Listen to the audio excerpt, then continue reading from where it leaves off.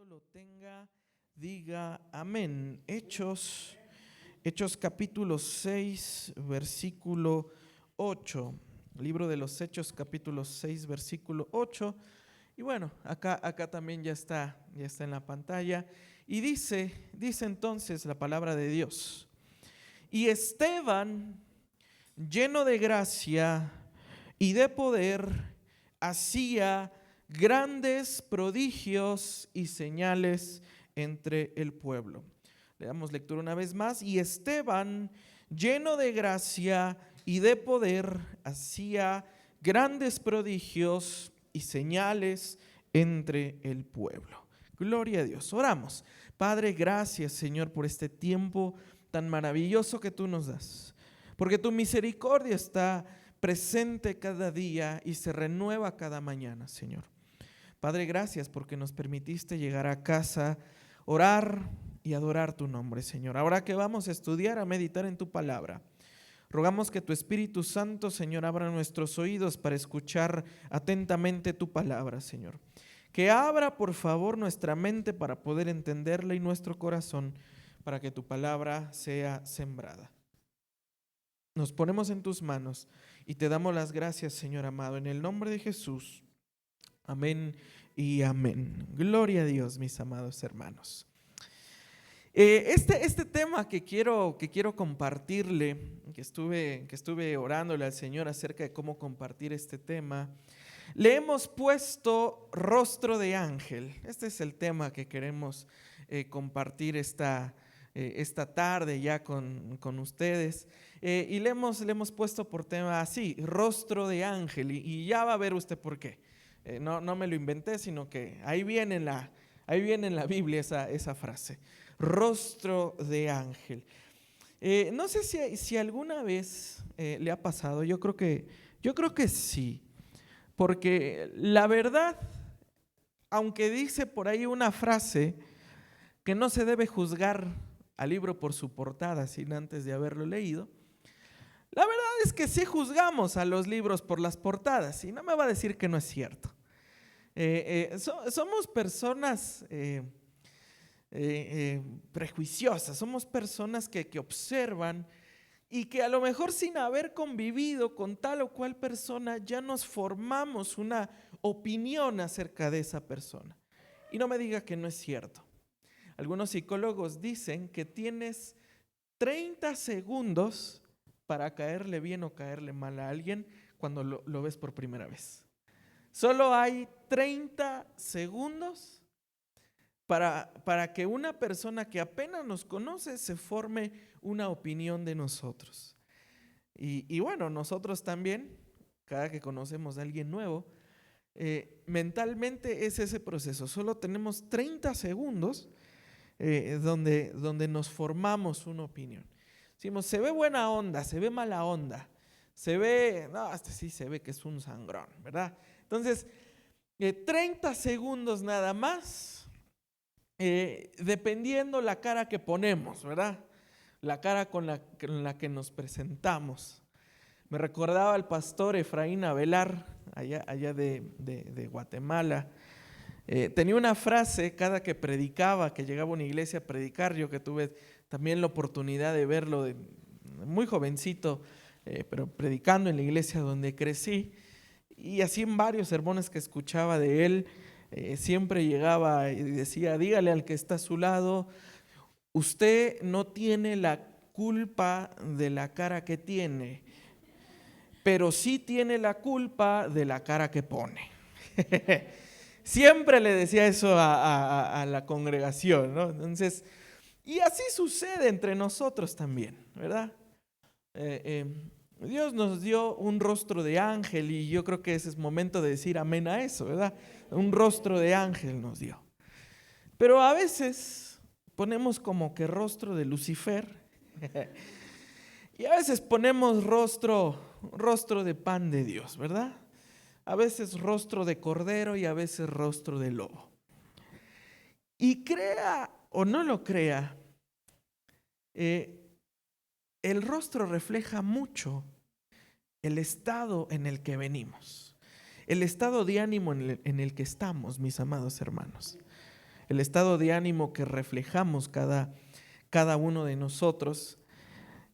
Y Esteban, lo vamos a ver al final del capítulo, dice que cuando se presentó al concilio, dice que su rostro era como rostro de un ángel. Era rostro de ángel, mis amados hermanos. Cuando Moisés descendió del monte para traer la ley de Dios al pueblo, dice la Escritura que el rostro le brillaba, que la cara le brillaba y que le brillaba tanto que se tuvo que cubrir porque la gente no aguantaba la luz que Moisés emanaba de sí mismo. Y aquí, mis amados hermanos, es algo bien importante que toda la iglesia debe de reflejar el rostro de Dios a través de nosotros. Es por eso que dice la Escritura en Génesis que el hombre fue creado a la imagen y a la semejanza de Dios. ¿Sí se acuerda de eso?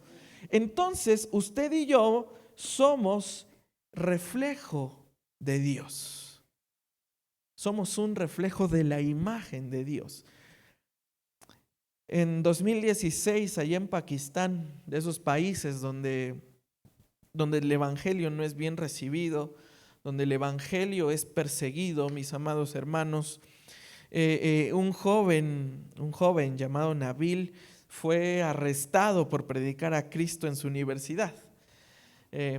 Hoy, aquí en México tenemos la libertad de culto, bendito sea Dios, pero allá él comenzó a predicar el evangelio y más en un país musulmán lo arrestaron. Lo arrestaron porque estaba predicando una religión contraria a la religión oficial. Estaba predicando el verdadero evangelio hacia una religión que es mayoría y que es obligatoria en esos países. Lo arrestan, lo interrogan y le dijeron: mira, aquí hay una de dos. O niegas tu fe o te vamos a condenar a muerte. Aquí no es simplemente te desterramos o algo así. Acá el que está en contra de la religión oficial, lo matan. Y le dijeron: ¿qué vas a hacer? A lo que él contestó con mucha paz, dice: mi vida ya no me pertenece. Vivo para aquel que me salvó. Y bueno, lo sentenciaron a muerte. Al no querer negar la fe en Jesucristo, lo sentenciaron a muerte. Y algunos testigos dicen que en el momento de su sentencia, su rostro era el rostro de una persona que tenía paz, que no mostraba temor, ni ira, ni enojo, sino que su rostro mostraba una serenidad inexplicable, como si él estuviera viendo algo que los demás no pueden ver en el momento de su sentencia. Y más adelante vamos a ver que Esteban también vivió esto. Y es aquí donde usted y yo nos tenemos que poner a reflexionar qué rostro le vamos a poner a la adversidad. ¿Qué rostro le vamos a poner a los problemas? ¿Qué rostro le vamos a poner cuando el Señor nos mete al desierto? O incluso, ¿qué rostro le vamos a poner cuando nosotros nos metemos al desierto? Porque es muy fácil cantar de gozo, pero es difícil reflejar el gozo en la cara, ¿verdad que sí? Es muy fácil decir que tenemos alegría en el Señor, pero qué complicado es reflejar esa alegría cuando tenemos el tráiler que nos está pasando encima, mis amados hermanos. Eso es sumamente complicado. Y por eso Hechos 6:8 respecto a Esteban, me gusta mucho el perfil de este varón porque no era un apóstol, no era pastor, no era profeta, no era un ministro primario, si lo quiere ver de esa manera.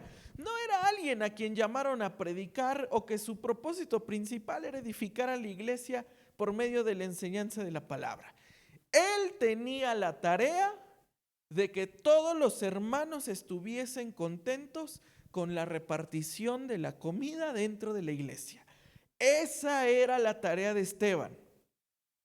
Pero Esteban, que estaba lleno de gracia, lleno del Espíritu Santo, dio un paso que probablemente los otros 6 no dieron, o al menos Hechos no lo dice. Pero Esteban hizo algo más que los otros no. Y Dios lo llenó tanto que empezó a hacer señales y prodigios como si lo estuvieran haciendo los apóstoles. Dios lo empezó a llenar de tanto poder que el Espíritu o la gloria de Dios que se reflejaba en él comenzó a demostrar la gracia de Dios a un nivel apostólico sin ser apóstol, a un nivel ministerial primario sin ser ministro primario. Y algunos, mis amados hermanos, ¿sabe qué esperan? Yo me estoy esperando a que me pongan como maestro, yo me estoy esperando a que me pongan como pastor, yo me estoy esperando a que me digan que soy profeta para que entonces vean lo que yo tengo. Esteban no se esperó a eso. Esteban no se basó en los títulos, mis amados hermanos, y esto es algo bien importante, que al menos yo lo he visto como un patrón en varios ministros. Dios va a llamar a la gente que tiene humildad en su corazón y que no anda buscando los títulos. A esos son a los que Dios llama. Y a los que están buscando los títulos, ¿sabe qué he visto yo? Que a esos Dios no los llama. Al menos algunos pastores con los que me he relacionado, he tenido más amistad con ellos, casi todos me han dicho: hermano, yo esto no lo quería y no lo buscaba. Y me he encontrado con otros que llevan años buscando un lugar, años buscando un puesto y no se lo dan. Y no se lo dan. Porque lo que ellos están buscando es el título, el reconocimiento. Y aquí, mis amados hermanos, es algo bien importante. ¿Qué estamos buscando nosotros para reflejar? ¿Estoy buscando reflejar la gloria de Dios en mi vida o estoy buscando un título para que los demás me reconozcan? Hágase esa pregunta. ¿Qué estoy buscando para mi vida? Esteban tenía una gracia que transformaba desde adentro. Esteban tenía un poder que no estaba buscando ningún protagonismo.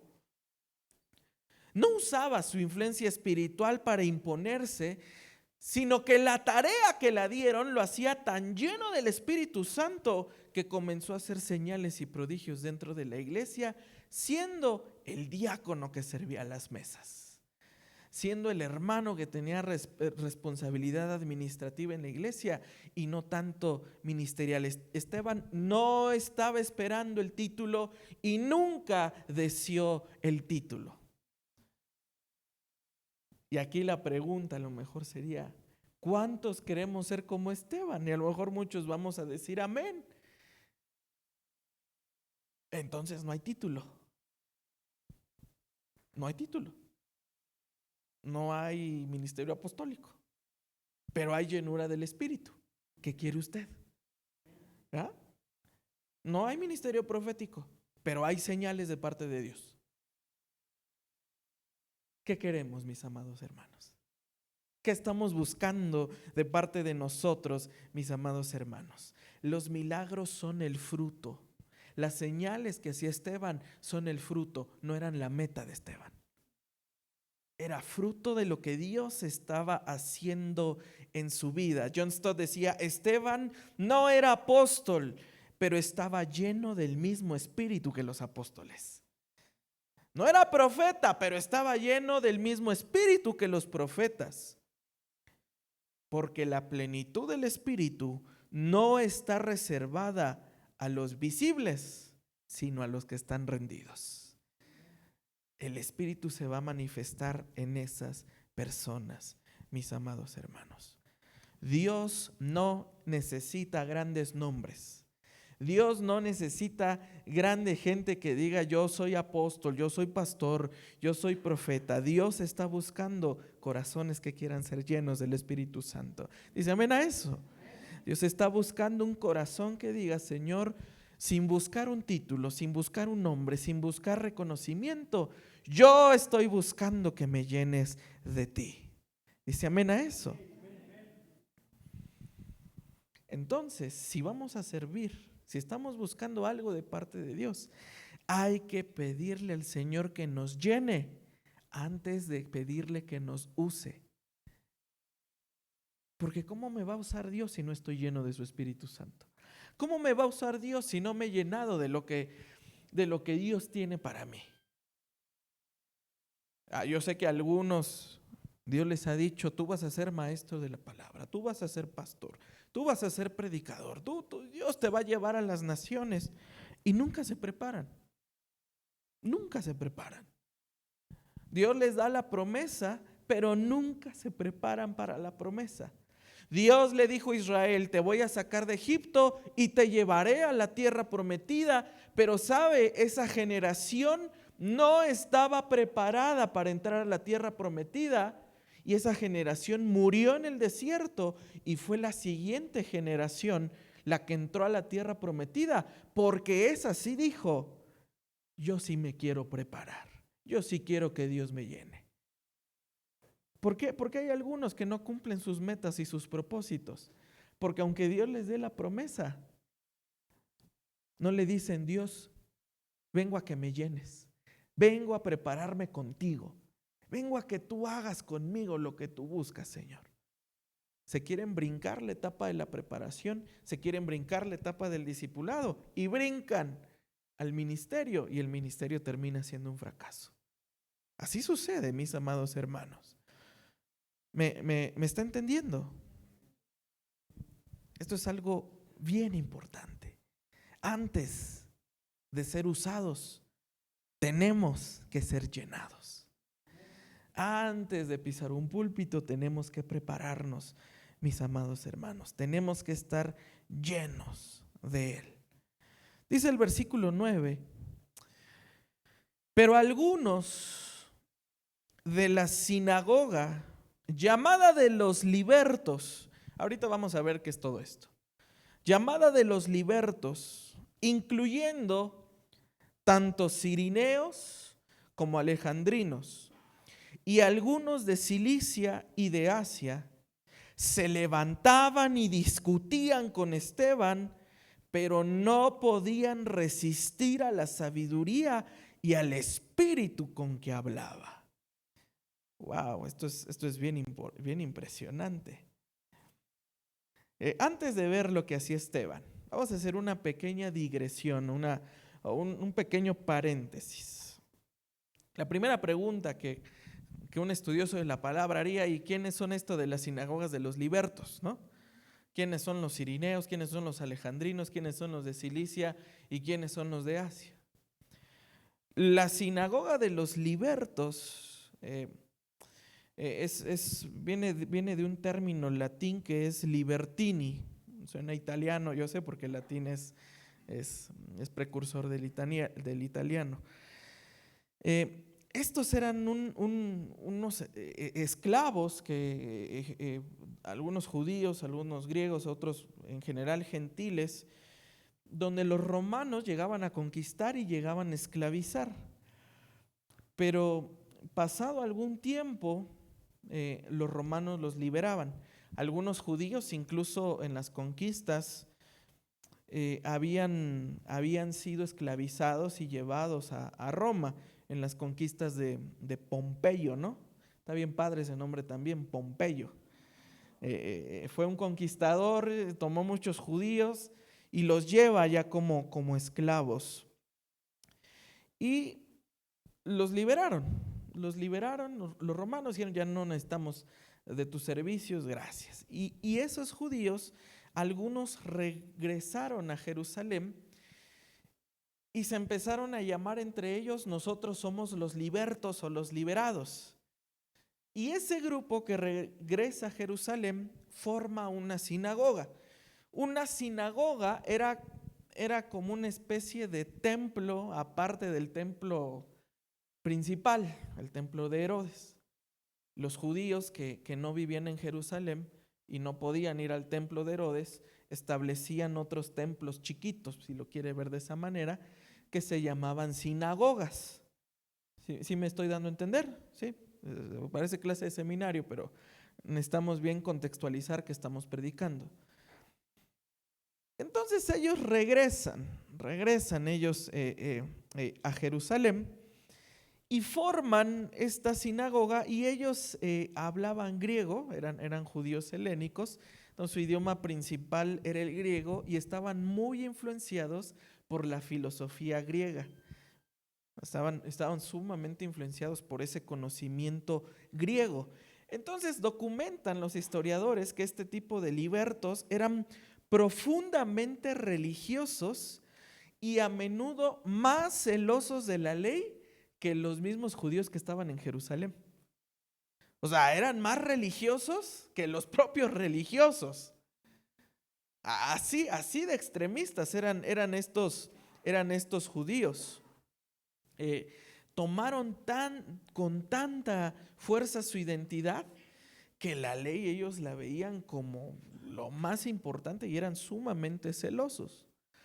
Los cirineos eran otro grupo de judíos proveniente de una ciudad que se llamaba Cirene, así como Simón el Cirineo, Simón de Cirene, el que le ayudó a cargar la cruz a Jesús. ¿Se acuerda?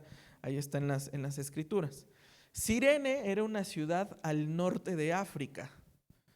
O sea, venían de bastante lejos. Cirene era una ciudad al norte de África, y ellos formaron una comunidad bastante grande de judíos. O sea, hoy en día el norte de África ya es musulmán, pero antes había muchísimos judíos. El judaísmo era prácticamente mayoría ahí en Cirene. Y ellos también eran famosos por producción intelectual y por escritos intelectuales acerca de la ley. Tampoco eran cualquier tipo de judíos. Ahora los alejandrinos también son bien importantes porque ellos provenían de la ciudad de Alejandría en Egipto. O sea, eran judíos que venían de Egipto, de esa ciudad de Alejandría, donde en su tiempo Alejandría albergó la biblioteca más grande del mundo antiguo en ese tiempo. Que bueno, en el incendio de la biblioteca pues se perdió muchísimo conocimiento, muchísima historia, pero en Alejandría se formó aquella biblioteca y hubo una comunidad de judíos que llamaron a la ciudad de Alejandría y les pidieron que tradujeran el Antiguo Testamento al griego. Se juntaron un grupo de judíos y les dijeron, bueno, la biblioteca debe de tener conocimiento de todo el mundo existente y queremos que también escritos judíos estén en la biblioteca. Y les pedimos que traduzcan el Antiguo Testamento al griego. De ahí el nombre de la Septuaginta o la traducción de los 70. Se dice que fueron 70 judíos, rabinos, fariseos, quienes tradujeron todo el Antiguo Testamento del hebreo al griego. Entonces eran judíos sumamente letrados, llenos del conocimiento de la ley de todo el Antiguo Testamento y también con influencia filosófica. Los de Cilicia, esos venían de lo que hoy es Turquía. Fíjese cuánta gente se juntó a pelear con Esteban. Así de poder tenía que venían de otros países a discutir con él. De Cilicia eran los judíos que venían de Turquía. La ciudad más destacada era la ciudad de Tarso. Y adivine quién venía de la ciudad de Tarso, maestros de la palabra. El apóstol Pablo. Es muy probable que en ese debate con Esteban estaba ahí un joven llamado Saulo. Ahí discutiendo con Esteban. Y Saulo, antes de ser Pablo, dice que llegó a ser fariseo de fariseos No lo digo yo, lo dice Filipenses. En cuanto a la ley, perfecto. No era cualquier persona. Y estaba ahí discutiendo. Los judíos de Asia se refiere a la provincia romana de Asia Menor, Éfeso, Pérgamo, Sardis y Esmirna. ¿Les suenan esas ciudades?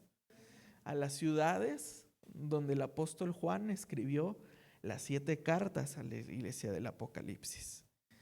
O sea, fíjese cuánta gente congregó Esteban llena del Espíritu Santo. Su sabiduría para agarrarse con tanto judío de tantas ciudades. Para empezar, Esteban tenía un dominio del idioma griego muy bueno. Digo, si era judío o al menos estaba ahí en Jerusalén, tenía que hablar arameo, pero también tuvo que haber hablado griego. No era cualquier persona tampoco Esteban. Y entonces comienza el debate. ¿Por qué estás haciendo señales? ¿Por qué estás haciendo prodigios? ¿Por qué estás alborotando a la gente si a ti nada más te pusieron de servidor? ¿No le ha pasado eso? ¿Por qué estás haciendo demás cosas si a ti nada más te pusieron de servidor? Pues porque el siervo inútil solo hace lo que le piden. El siervo que el Señor está buscando va más allá de lo que le piden. Le piden 1 milla, el siervo va a dar 2. Le piden una cosa, el siervo va a dar otras 2. Porque ese es el tipo de servidores que el reino de Dios está buscando para edificación del cuerpo de Cristo. Dice amén a eso. Esteban, ¿por qué estás haciendo de más? ¿Por qué estás haciendo más cosas si no te estamos pidiendo eso? Pero mis amados hermanos, Esteban tenía un poder más allá. Tenía una sabiduría que no era terrenal, no era de este mundo. Nunca se ha puesto a discutir con ese tipo de personas. Por más que uno le trata de sembrar el evangelio, son necios en su mente y en su corazón, ¿verdad? Digo, ya es de Dios que cuando uno siembre la semilla la haga crecer. Pero a veces uno como sembrador, uno dice, ¿cómo te hago entender, Dios de mi vida? ¿Cómo te hago entender? Pero es trabajo de Dios que la semilla crezca, no de nosotros. Dice amén a eso. Eso es trabajo de Dios. Pero llamaron ahí a Esteban. Y aquí notamos, mis amados hermanos, que este hombre hablaba con tal autoridad, no de sí mismo, sino por parte de Dios, que la gente no se podía resistir a los argumentos de Esteban. Quiera el Señor que usted y yo seamos así, que tengamos argumentos tan fuertes que la gente no pueda resistir a la palabra de Dios, que la gente no tenga más, o tiene una de dos, o corre o se humilla delante de Dios, porque eso hace el diablo, ¿verdad? Yo me he encontrado con 2 que 3 endemoniados dentro de la iglesia, uno que otro aquí. Sí me ha pasado, le voy a ser honesto, ¿no? O de conducta, no sé, ¿verdad? Pero sucede. Pero cuando la gloria de Dios desciende, el diablo no lo puede resistir, mis amados hermanos. No lo puede resistir. ¿Sabe por qué lo sacaron de su casa aquella vez que dijo que usted es seguidor de Cristo? ¿Sabe por qué lo sacaron? Por la misma razón de Esteban. Porque su familia no puede resistir el evangelio. Su familia no puede resistir la gloria de Dios. ¿Por qué me quieren hacer daño si yo sigo a Dios, si yo amo a Dios? Porque el diablo no puede resistir el espíritu que está sobre su vida. Por eso el diablo lo está atacando a veces, por eso el diablo le quiere dar lata a veces, pero no va a poder. Dice amén a eso. Porque no se puede resistir, amado hermano, la gloria de Dios que está por encima de una persona. No se puede resistir a la sabiduría de Dios. No se puede, mis amados hermanos. La sabiduría genuina nace en la presencia de Dios. Hay gente, mis amados hermanos, gracias a Dios aquí no tanto ya. Tienen sabiduría del libro, pero no tienen sabiduría del espíritu. Y así pasa. Está la sabiduría del libro, de los estudios, de una licenciatura, de una maestría, pero no hay sabiduría del espíritu, ¿verdad? No hay sabiduría aplicada. Es como lo que yo le mencionaba en la universidad. Llegan los maestros, dan la clase, y uno se pregunta, bueno, ¿y usted ya lo hizo para que me dé el ejemplo? ¿O nada más me pone la tarea porque es así, ¿no? Por eso hay algunas universidades donde los maestros, si van a dar clases, porque saben hacer lo que están enseñando. Ser sabio es aplicar lo que yo estoy estudiando. Ser sabio es vivir lo que yo estoy leyendo. ¿Me entiende, mi amado hermano? Habrá muchos argumentos, pero solo hay pocos argumentos que van acompañados del Espíritu Santo. En griego le dicen rema, algunos le dicen revelación. Véalo en la manera que usted lo quiera entender. Pero una cosa es que yo llegue a bibliazos como los fariseos, y es que la palabra de Dios dice esto y se sabe en la Biblia de una manera impresionante. Pero aquí la pregunta es, ¿cuánto de Biblia que conocemos es la Biblia que vivimos? Eso era lo que tenía Esteban, mis amados hermanos. Y aquí hay algo bien importante que yo creo que le ha pasado. Si predicas con la verdad, no todos te van a aplaudir, pero el cielo sí te respalda. Hermanos, la verdad pocas veces se aplaude, pero viene respaldada por parte de Dios. La verdad, hasta hay un dicho, no peca, pero como incomoda, ¿verdad? Le decimos 2 que 3 verdades, es que ya no hay amor, es que me corrigió sin amor, es que no eran las cosas así. Sí, hay algo ahí que le molesta, hermano, mejor en lugar de enojarnos más, vamos a corregir. En lugar de molestarnos más, vamos a cambiar, mis amados hermanos. Porque usted y yo estamos buscando una sabiduría que transforma. No estamos buscando una sabiduría que llena la cabeza. Yo le oro a Dios porque todos nosotros y toda esta iglesia tenga una sabiduría que transforme su casa, que transforme su matrimonio y que transforme a sus hijos. Dice amén a eso. Una sabiduría que constantemente vaya del corazón hacia afuera. Gloria a Dios. Y fíjese, cuando el diablo ya no tiene más argumentos, cuando la religión ya no tiene más argumentos, comienza a mentir. Porque bien dice la Escritura que el diablo es el padre de la mentira. Dice amén a eso. Es mentiroso desde el principio. Entonces, en secreto, dice versículos del 11 al 14, persuadieron a algunos hombres para que dijeran: le hemos oído hablar palabras blasfemas contra Moisés y contra Dios. Y alborotaron al pueblo, a los ancianos y a los escribas, y cayendo sobre él, lo arrestaron y lo trajeron al concilio, presentando testigos falsos que dijeron: este hombre continuamente habla en contra de este lugar santo y de la ley. Porque le hemos oído decir que este Nazareno Jesús destruirá este lugar y cambiará las tradiciones que Moisés nos dejó.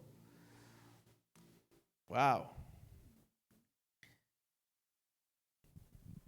Si comienzan a hablar mentiras de usted, si comienzan a blasfemar esta vez en contra de su persona, es porque el diablo ya no tiene argumentos y tiene que empezar a mentir.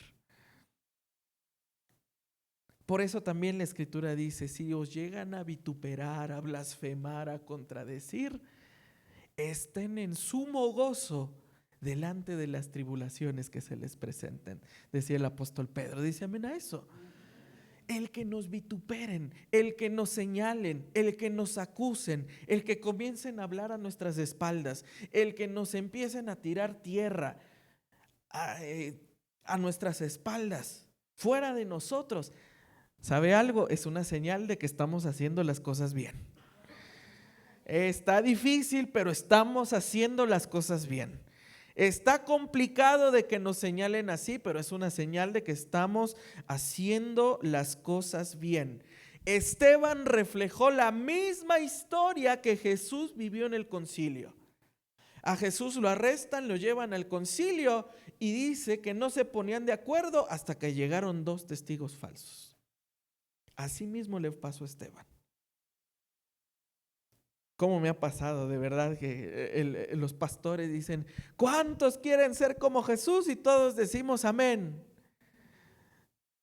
Pero vivir esto es ser también como Jesús. Vivir esto también es ser como Jesús, mis amados hermanos. A Jesús lo enjuiciaron y trajeron testigos falsos. Y así lo crucificaron. A Jesús en la hora más oscura de toda su vida, sus discípulos lo abandonaron.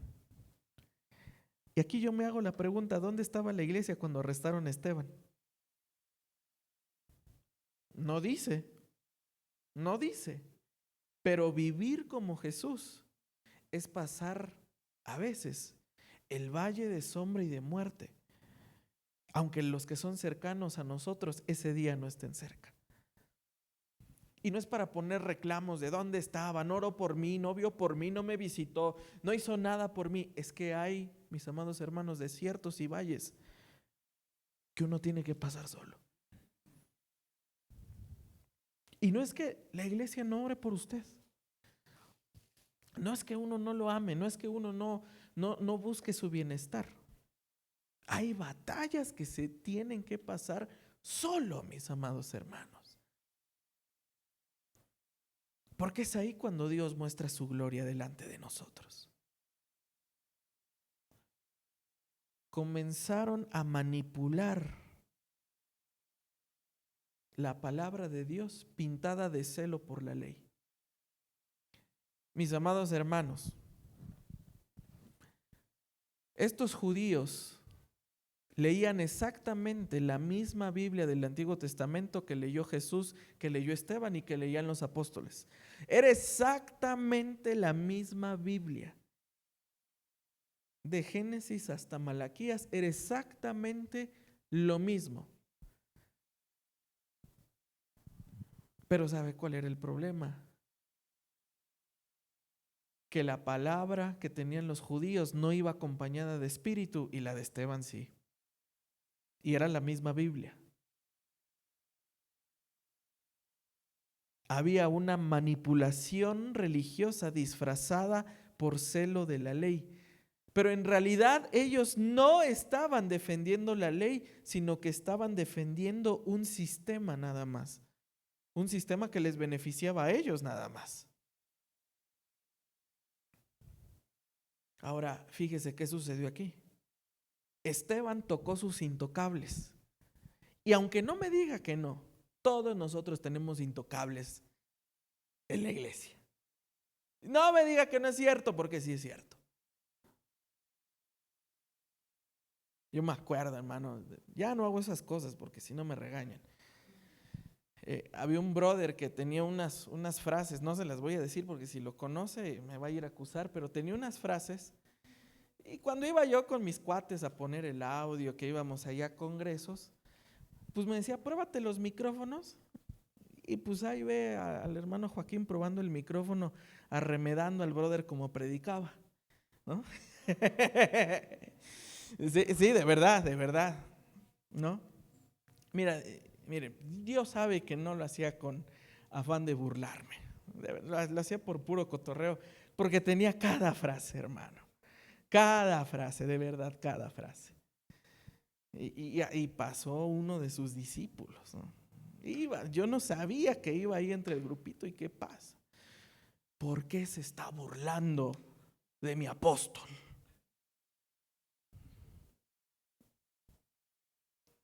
Y pues le seguí. Mire, estuvimos mal los dos. Yo por andar de cotorreo y él porque adivina quién le toqué. A su intocable. Toqué a su ídolo. Y muchas iglesias así tienen a su ídolo. Tienen a sus intocables. Estos tenían al templo, a la ley y a Moisés. Esos eran sus intocables. Póngase a reflexionar. ¿Hay intocables en su corazón? ¿Hay intocables que necesitan ser tocados y transformados? Tenemos intocables, mis amados hermanos. Me acuerdo que conocí a un hermano, ya no está aquí ni está donde lo conocí. Se dejó de congregar completamente. O sea, ya no se congrega. Y cuando uno va le pregunta, hermano, ¿por qué ya no se congrega? Es que desde que se fue el hermano fulano de tal, esa iglesia ya no tiene a Dios. Así, de verdad. Pasa, ¿verdad? Esteban lo primero que hizo ver, queremos transformación del Espíritu Santo, hay que arrancar al ídolo interior, al intocable. Acusaron a Esteban porque tocó sus intocables. ¿Qué intocable tenemos, mis amados hermanos? ¿Tenemos intocables o no tenemos intocables? Hablar de Cristo con claridad te puede meter en problemas con los religiosos. Hablar la verdad del evangelio tal y como es te puede meter en problemas con los religiosos. Y está bien. Y está bien. Porque la verdad de Cristo ha venido a libertar a los cautivos de mentiras e ídolos a los que adoraban, mis amados hermanos. No siempre es el mundo el que se resiste al evangelio. A veces son los mismos guardianes de la religión los que se resisten al verdadero evangelio. A veces el problema no es el mundo, son los guardianes que están a la puerta protegiendo las leyes de Moisés según ellos. Y ahora no temamos tocar los ídolos cuando primero es la gloria de Cristo, cuando primero es la gloria de Dios. Mire, Esteban nunca dijo, y lo vamos a ver ya posteriormente ahí en todo el sermón que da en Hechos capítulo 7, que es uno de los sermones más impresionantes de todo el Nuevo Testamento, que es una clase magisterial desde Génesis hasta los profetas. O sea, Esteban conocía Biblia y la conocía perfectamente, ¿verdad? No lo voy a hacer, pero póngase a pensar. Si yo le pregunto a usted los libros de la Biblia, ¿se los sabe de memoria? No me conteste. No me conteste. Esteban en Hechos 7 da una clase magisterial, desde la creación hasta los profetas. Se avienta más de 60 versículos dando un resumen perfecto del Antiguo Testamento. Resumiendo el Antiguo Testamento en un solo capítulo. Es impresionante. Y a veces uno no puede predicar 2 versículos en una hora. Y Esteban en un capítulo dio todo un sermón de todo el Antiguo Testamento. Esteban dijo, todo apunta a Jesús, no a sus ídolos. Todo apunta a Jesús, no a sus intocables. La verdad muchas veces va a ser mal interpretada, mis amados hermanos. Hay que confrontar esas estructuras muertas y que Dios edifique a su iglesia como debe de ser. Amén. Y dice el versículo 15, y al fijar la mirada en él, todos los que estaban sentados en el concilio vieron su rostro como el rostro de un ángel. Qué impresionante. ¿qué cara le va a poner al problema? Cara de diablo, hermano, porque conmigo no se mete nadie.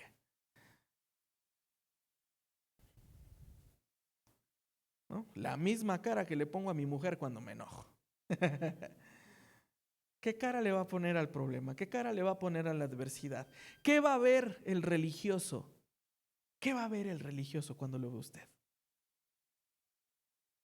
El que está lleno del Espíritu Santo lo refleja en el rostro. Lo refleja en su rostro, mis amados hermanos. De verdad, yo he conocido gente, hermano, gente, que cuando los conocí, yo que sí reconozco que soy prejuicioso, me cayó mal. Y al paso del tiempo me siguió cayendo más mal, porque confirmé que sí me caía mal. Pero cuando Dios transforma a esa persona, cuando Dios cambia a esa persona, mire, no hubo dieta, no hubo skincare, no hubo que le pusieron la nariz más, nada de eso, nada de eso. O sea, con trabajos y se bañaba el brother. Pero Dios hizo algo en él, que el rostro le cambió para bien.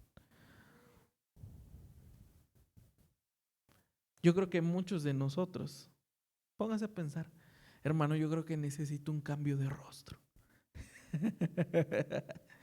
Necesito un cambio de rostro, ¿verdad? Mire, a mí me gusta ser observador, ¿no?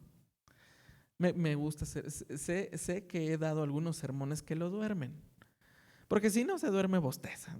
Sé que he dado unos que otros sermones que digo, híjole, pues ni modo, pues tengo que acabar. y uno observa, hermano, ¿no? Uno tiene la cara, ¿qué está diciendo? Eso, no estoy de acuerdo con eso que dice, ¿no?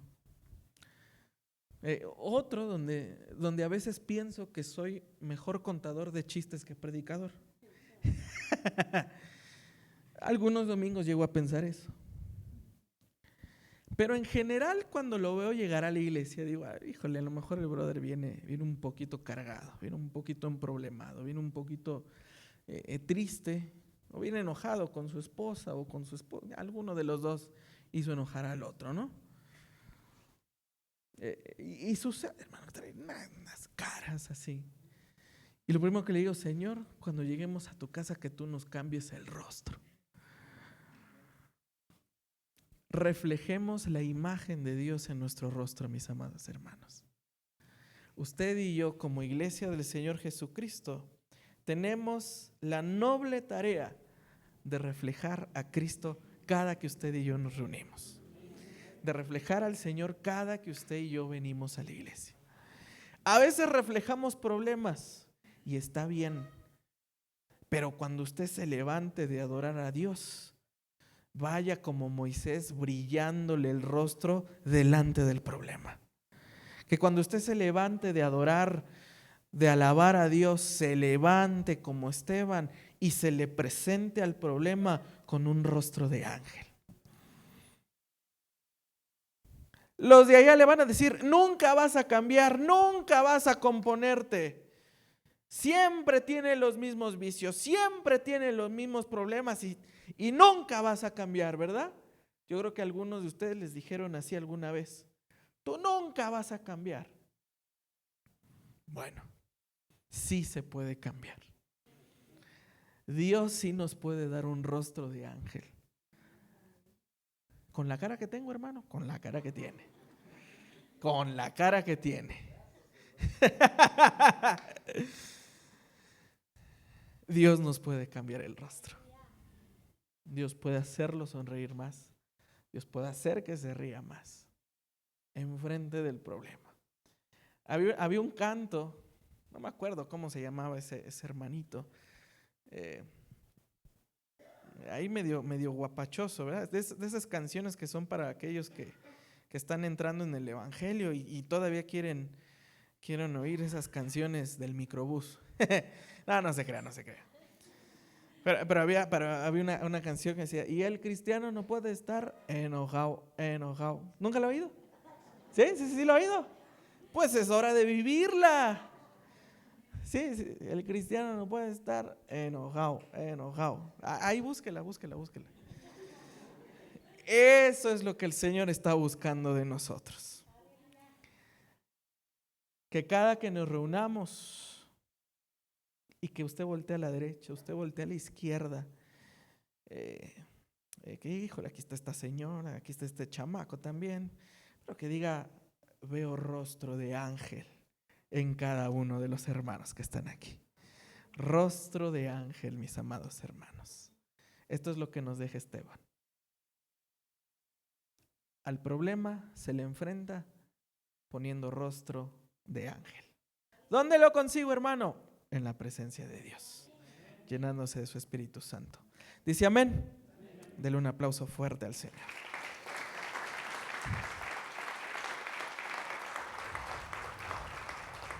Póngase de pie. Vamos a orar. Póngase de pie, amado hermano. Vamos a darle gracias a Dios. Vamos a tomarnos un tiempo de decirle, Señor, si tengo cosas que cambiar, ayúdame a cambiar.